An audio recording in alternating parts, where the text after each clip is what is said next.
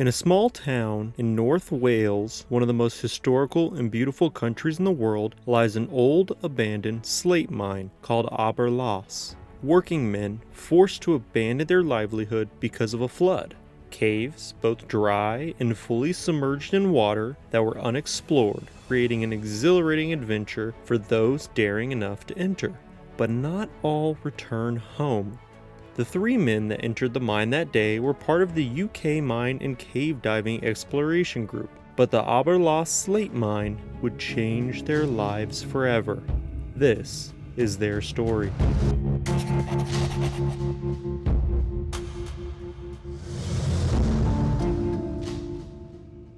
Hello everyone, and welcome to my channel where we cover all tragic and terror stories. So if you enjoy this type of content, don't forget to hit the like and subscribe button, plus ring the notification bell to be notified of all new uploads. And, as always, viewer discretion is advised.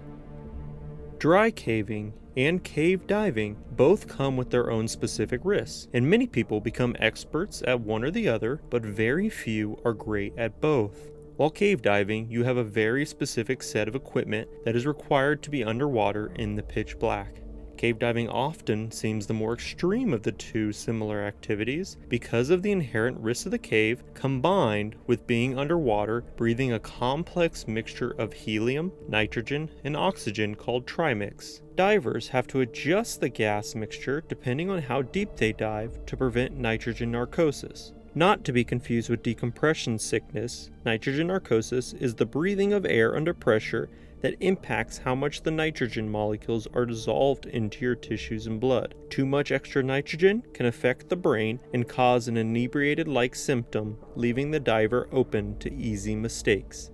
Mistakes that can and will cost your life. While some dry cavers may shy away from these risks, their chosen hobby is still not the safest way to spend your free time. Some caves are more harmless than others due to the large passages and being short in nature, but other, deeper caves that contain tight restrictions are inherently more dangerous. A restriction is a small space that a person can squeeze their body through. In dry caving, these restrictions can go on for a few feet to hundreds of feet.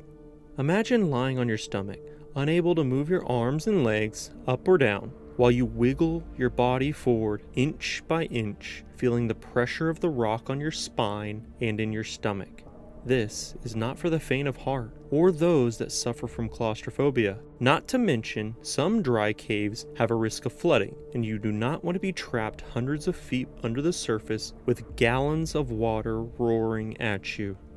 In the UK, there are groups of experienced individuals that take on caving as a hobby, and for the more advanced, they look forward to the few opportunities that pop up in their lifetime. Mapping an unexplored cave. While dry caving and cave diving both carry their own risks, mapping an unknown cave can lead to increasing the possibility of something going wrong since you are plunging into the darkness with no idea what is ahead of you. This can lead to incredible discoveries and sights, but it makes mapping and traversing these areas difficult, as hauling enough gear around for both diving and dry caving is extremely tedious.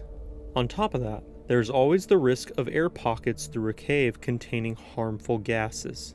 Just because an area of a cave is dry does not mean the air is safe to breathe, as sometimes there is no way clean oxygen can reach the pockets below the earth. On August 23, 2014, Will Smith, Darcy Foley, and Sasha London entered the Aber Las abandoned slate mine, as they had done the month before and the month before that. They were a part of the UK mine and cave diving exploration group and were mapping out the unexplored mine. The 3 men were experienced divers in their late 30s and early 40s with hundreds of dives under their belts. These were not your average explorers. Will Smith was one of the founding members of the group, which was created to connect like-minded people who had a love for adventure and exploration. This is what drove them all. So when Will discovered the Aber Las mine, he thought it was the perfect place for the group to explore. While originally a working slate mine, over the years it had been abandoned and flooded, causing some areas to collapse. The landscape was vastly different from when it was an operating mine, thus causing it to be unexplored and unmapped, an exciting opportunity for the three experienced divers. They had been mapping different areas of the cave once a month for the last year and a half and were very familiar with particular areas of the mine, but there was still a great amount that had yet to be seen. Their goal in August 2014 was to reach a dry area of the cave 1,000 feet from the entrance to continue mapping that area they had already previously explored. The mine was thought to be around 1,900 feet, but they were not completely sure as any old map was unreliable. So as they arrived at the entrance, and like the months before, Will Smith began going over the dive plan with the other members. They had brought 12 canisters of gas and would be staging them along the route as there was a worry that certain areas of the cave had poisonous air.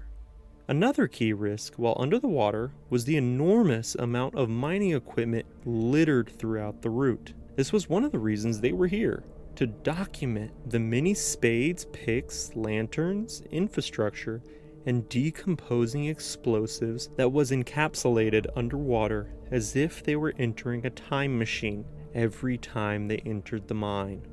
This was history. After the trio were comfortable with what was to come over the coming hours, they grabbed their gear and began the long trek down the first passage to enter the water. They lugged over 100 pounds of gear and gas canisters. Their heavy breaths labored in the dark cave, lit by their headlamps, eventually reaching the edge of the water and without a second thought, walking in, putting in their regulators, and submerging themselves into the dark.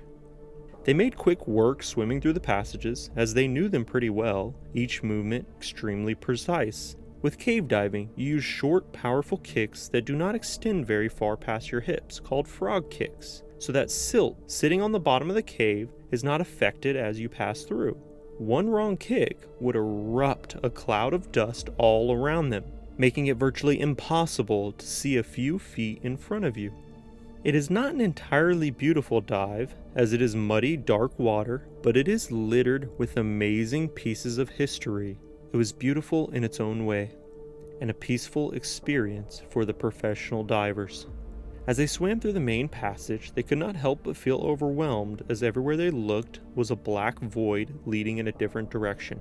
Left, right, up, down, all potential passages to explore, but none of them particularly inviting. Being experienced, they ignored the temptation on their shoulder and followed the route that had already been explored, which was part of the main passage that stretched for most of the mine. This is why it had taken over a year and a half of diving to lay the line and arrows amongst the rocks and equipment below them.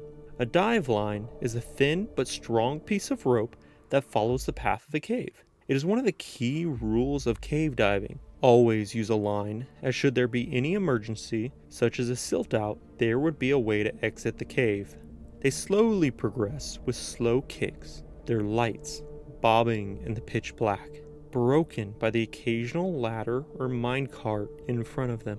Soon enough, they had reached the unexplored area and surfaced through a nearly vertical shaft into dry air.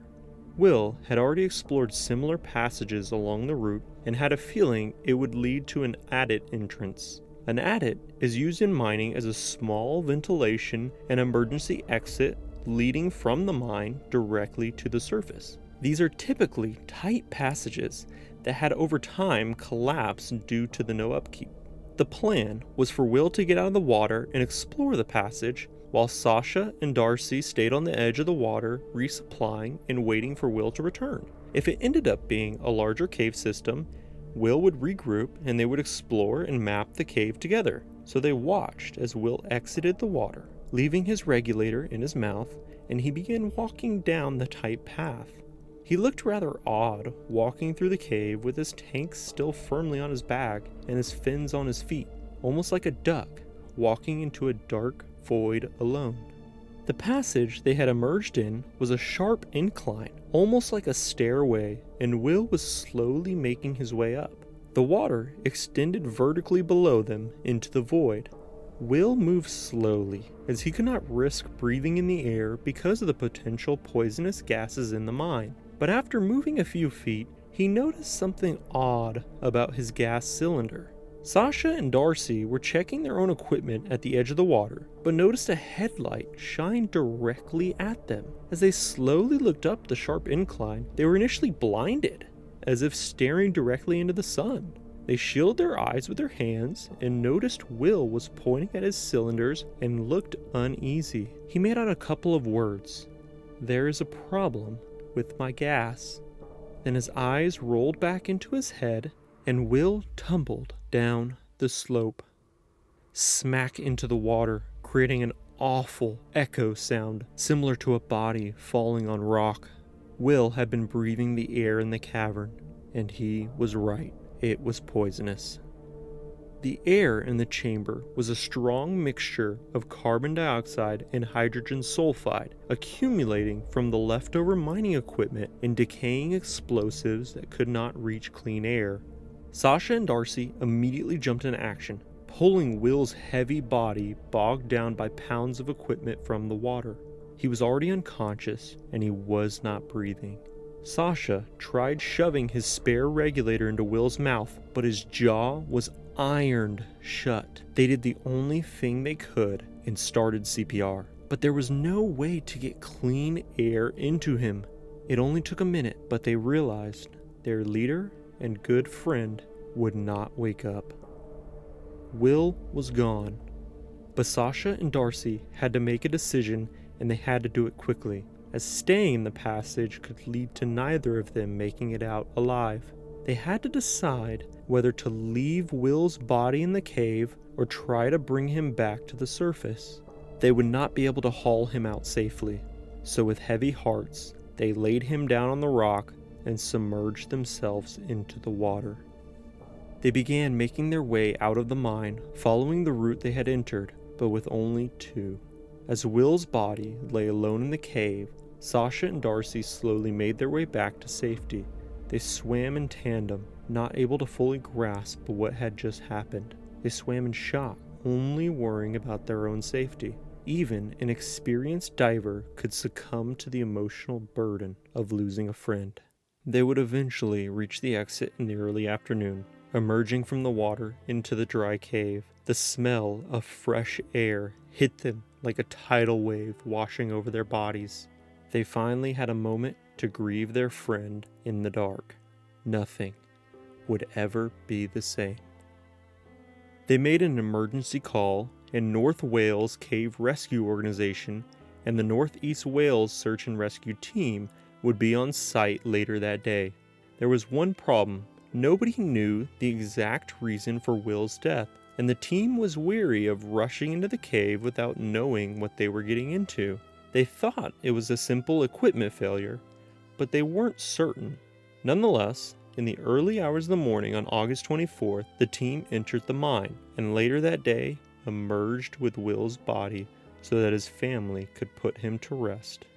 They also retrieved all of the diving equipment and realized that everything was working as intended, but there was one problem. Will's 1-liter canister was out of gas.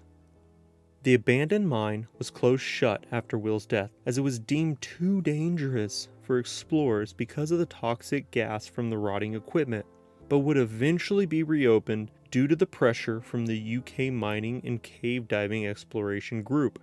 Over the next year, the full 1,961 feet would be mapped, with the second level of 984 feet just below the main passage. They achieved the goal that their leader had set for the group, completed it in honor of their fallen friend.